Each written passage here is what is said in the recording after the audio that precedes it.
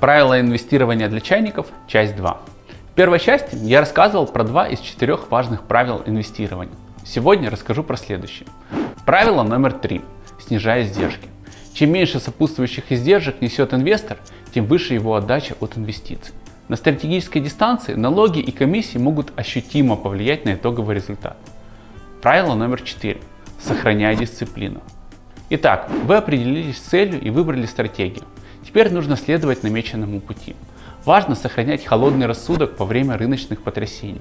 Ведь если поддаться эмоциям, можно принять импульсивные решения. А также нужно следить за сохранением исходного распределения активов.